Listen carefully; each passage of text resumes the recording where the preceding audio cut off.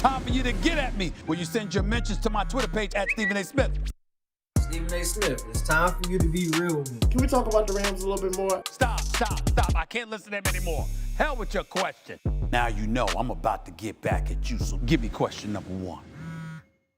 You know what time it is. It's time for you to holler at your boy. Let's get at it. First up, Christian, what you got for me? What's up, Stephen A? It's your biggest fan from the Bay.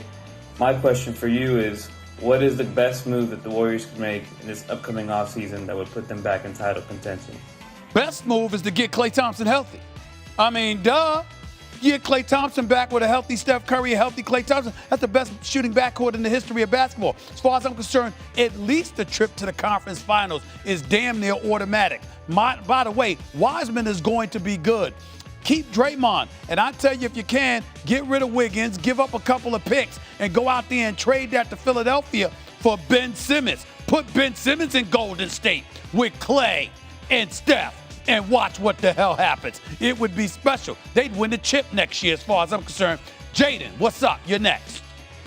If Damian Lillard were to leave Portland, what team would he go to and why? What was that? First of all, I could barely see your face. Secondly, if your hair was a little bit fuller, you'd look like the kid from Jerry Maguire, okay? For all I know. Thirdly, Damian Lillard, I tell you this. He ain't going to the Lakers. I can't see that happening.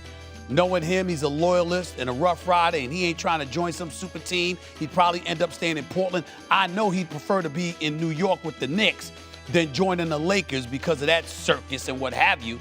But you just don't know right now. He's owed so much money, over $175 million over the next 4 years. I mean, Damian Lillard is making a lot of money, and he's a superstar, and you've got to get equitable compensation for him, which I don't think Neil O'Shea believes he can get. So it's hard to see, but I will tell you this.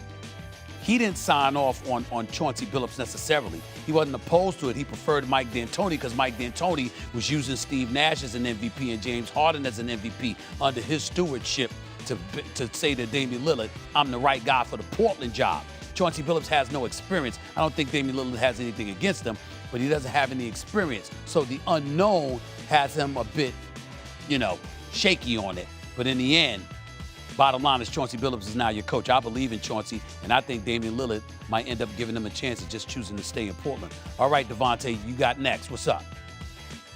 Hey, Stephen A., I got a question for you. If one of these remaining teams in the NBA playoffs with only one superstar win, does that mean their championship is better or worse or more important or less important than, let's say, LeBron's when he won with AD or with Dwayne Wade?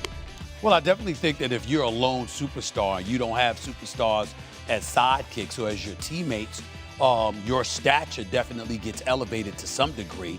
It's not to say you dismiss LeBron and what he accomplished, or KD and what he accomplished, or Steph Curry and what he accomplished, along with various others.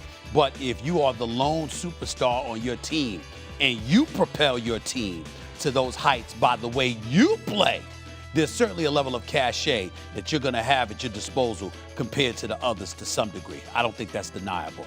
Finally, Jeremy, get at me. What's up? What's up, Stephen A? I'm back from Miami, but this time I'm not here about the heat of the Dolphins. I'm here about the Scripps National Spelling Bee Championship on July 8th. Stephen A, you're known for using big words on SportsCenter, First Take, and Stephen A's World, but do you think you can spell those words like the people participating in the championship can? You think? I want to get at you about that, Stephen A. Hell no!